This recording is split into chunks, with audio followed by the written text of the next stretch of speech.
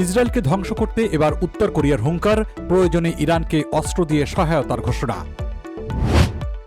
ইরানের সঙ্গে কোনো আলোচনা নয়, ট্রাম্পের কড়া ঘোষণা। পাকিস্তানিদের জন্য মার্কিনী সব ভিসা বন্ধ। ইরান ইসরায়েলের সংঘাতে বিশ্ববাজারে তেলের দামে রেকর্ড, ইরান বলেছে 1 ফোঁটা তেলও দেওয়া হবে না। যুদ্ধের মতো খাদ্য রপ্তানি নিষিদ্ধ করল ইরান, ইসরায়েলের নিশানায় প্রেসিডেন্ট পেজেশকিয়ান। এবং ইরানের সঙ্গে যুদ্ধে মধ্যপ্রাচ্যে বড় সংঘাতের আশঙ্কা, রুশ প্রেসিডেন্টের সতর্কতা। ইরানকে প্রয়োজনে অস্ত্র দিয়ে সহায়তার আশ্বাস দিয়েছে উত্তর কোরিয়া প্রেসিডেন্ট কিম জং উন। তিনি বলেছেন, ইরানের বিরুদ্ধে ইসরায়েলের হামলা ও যুক্তরাষ্ট্রের সামরিক অভিযান অবৈধ আগ্রাসন। এসব পদক্ষেপকে জাতীয় সার্বভৌমত্বের লঙ্ঘন বলেছে দেশটি। উত্তর কোরিয়ার রাষ্ট্রীয় বার্তা সংস্থা কোরিয়ান সেন্ট্রাল নিউজ এজেন্সি কেসিএনের বরাত দিয়ে রয়টার্স জানিয়েছে, ইরানের বিরুদ্ধে যুক্তরাষ্ট্রের সামরিক অভিযান প্রত্যাশিত ছিল। যুক্তরাষ্ট্রের আধিপত্যবাদী ও গ্যাংস্টার সুলভ চরিত্রের প্রেক্ষাপটে এটি অনিবার্য পরিণতি।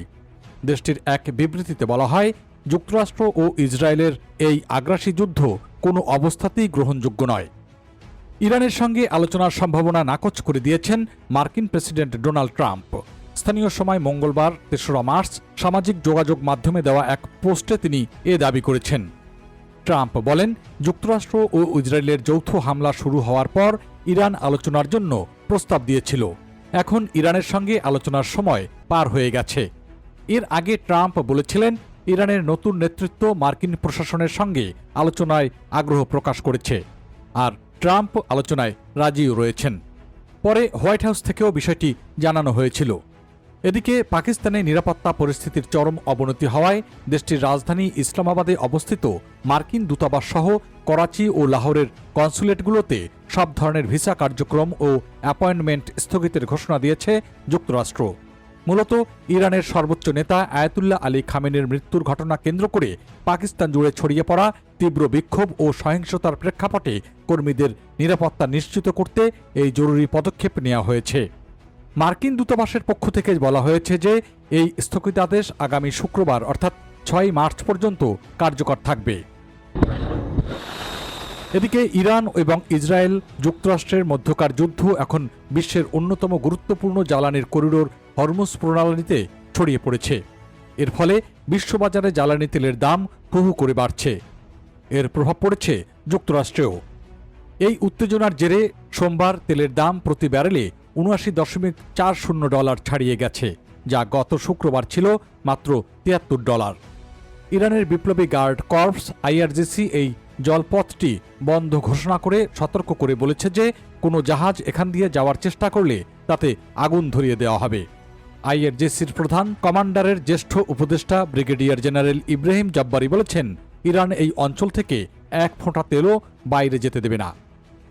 এদিকে যুদ্ধকালীন পদক্ষেপ হিসেবে সব ধরনের খাদ্য ও কৃষিপণ্য রপ্তানি নিষিদ্ধ করেছে ইরান। আধা সরকারি সংবাদ মাধ্যম তাসনিম নিউজ এজ তথ্য জানিয়েছে। সংস্থাটি সরকারের এক বিবৃতি উদ্ধৃত করে জানায়, পরবর্তী নির্দেশ না দেওয়া পর্যন্ত সব খাদ্য ও কৃষি পণ্য রপ্তানি বন্ধ থাকবে। ইরানের সর্বোচ্চ ধর্মীয় নেতা আয়াতুল্লাহ আলী খামেনিকে হত্যার পর এবার মাসুদ পেজেশকিয়ানকে নিশানা করেছে ইসরায়েল যুক্তরাষ্ট্র বাহিনী। ইসরায়েলের সেনাবাহিনী জানিয়েছে, তাদের বিমান বাহিনী ইসরায়েলের রাজধানী তেহরানে প্রেসিডেন্টের দপ্তরে হামলা চালিয়েছে। জাতিসংঘে ইরানের রাষ্ট্রদূত আলী বাহেরিনি বলেছেন, আগ্রাসন বন্ধ না হওয়া পর্যন্ত ইসরায়েল ও যুক্তরাষ্ট্রের বিরুদ্ধে ইরান তার প্রতিরক্ষা অভিযান চালিয়ে যাবে। এই আগ্রাসন বন্ধ না হওয়া পর্যন্ত আমরা আমাদের আত্মরক্ষামূলক পদক্ষেপ অব্যাহত রাখব। পারস্য উপসাগরীয় 4টি গুরুত্বপূর্ণ দেশের নেতাদের সঙ্গে ফোনে কথা বলে রাশিয়ার প্রেসিডেন্ট ভ্লাদিমির পুতিন সতর্ক করেছেন যে, ইরানের উপর যুক্তরাষ্ট্র ও ইসরায়েলের হামলা বড় আকারের আঞ্চলিক যুদ্ধে রূপ নিতে পারে। সৌদি আরবের যুবরাজ মোহাম্মদ বিন সালমানের সঙ্গে আলাপে পুতিন বলেছেন, সংঘাতের পরিধি ইতিমধ্যে কয়েকটি আরব দেশের ভূখণ্ডে প্রভাব ফেলেছে। পরিস্থিতি নিয়ন্ত্রণের বাইরে চলে গেলে তা ভয়াবহ পরিণতি ডেকে আনতে পারে। ক্রেমলিন জানায়, দুই পক্ষই সংঘাত ছড়িয়ে পড়ার ঝুঁকি নিয়ে গভীর উদ্বেগ প্রকাশ করেছেন। পুতিন কূটনৈতিক সমাধানের ওপর জোর দিয়েছেন। যুবরাজ বলেছেন, ইরান ও উপসাগরীয় দেশগুলোর সঙ্গে রাশিয়ার ভালো সম্পর্ক থাকায় মস্কো স্থিতিশীলতা আনতে ভূমিকা রাখতে পারে। সংযুক্ত আরব আমিরাতের প্রেসিডেন্ট মোহাম্মদ বিন জায়েদ আল নাইহানের সঙ্গেও কথা বলেছেন ভ্লাদিমির পুতিন। এ সময় যুদ্ধবিরতি ও রাজনৈতিক আলোচনায় ফেরার প্রয়োজনীয়তার উপর গুরুত্ব দিয়েছেন এই দুই নেতা। একই সময় কাতারের আমির তামিম বিন মোহাম্মদ আল থানি এর সঙ্গে আলাপে মধ্যপ্রাচ্যে সংঘাত আরও ছড়িয়ে পড়া এবং তৃতীয় পক্ষের জড়িয়ে পড়ার আশঙ্কা নিয়ে উদ্বেগ প্রকাশ করা হয়। এছাড়া বাহরাইনের রাজা হামাদ বিন ইসা আল খালিফার সঙ্গেও কথা বলেছেন ভ্লাদিমির পুতিন। রাশিয়া আগেই যুক্তরাষ্ট্র ও ইরানের হামলার সমালোচনা করেছেন। বিশেষ করে ইরানের সর্বোচ্চ নেতা আলী খামেনি এর হত্যাকাণ্ডের নিন্দা জানিয়েছে মস্কো। বর্তমান পরিস্থিতিতে রাশিয়া কূটনৈতিক আলোচনার মাধ্যমে উত্তেজনা প্রশমনের আহ্বান জানাচ্ছে। নিউ ইয়র্ক টাইমসের এক বিশ্লেষণে বলা হয়েছে, পুতিন বর্তমানে মধ্যপ্রাচ্যের একজন ভারসাম্য রক্ষাকারী বা ব্যালেন্সার হিসেবে নিজেকে উপস্থাপন করছেন। একদিকে তিনি ইরানের কৌশলগত মিত্র, অন্যদিকে সৌদি আরব ও আমিরাতের সঙ্গেও তার গভীর অর্থনৈতিক ও জ্বালানি সম্পর্ক রয়েছে। পুতিন চাইছেন যুক্তরাষ্ট্রকে এটি বোঝাতে যে মধ্যপ্রাচ্যে রাশিয়ার প্রভাব এখন অনস্বীকার্য। নিরাপত্তা বিশ্লেষকদের মতে পুতিনের এই উদ্বেগ কেবল শান্তির জন্য নয়, বরং রাশিয়ার নিজস্ব স্বার্থেও। ইউক্রেন যুদ্ধের কারণে রাশিয়া বর্তমানে ইরানের ড্রোন ও সামরিক প্রযুক্তির ওপর নির্ভরশীল। ইরানে বড় ধরনের হামলা বা শাসন ব্যবস্থার পরিবর্তন হলে রাশিয়ার সামরিক সরবরাহ ব্যবস্থা বাধাগ্রস্ত হতে পারে।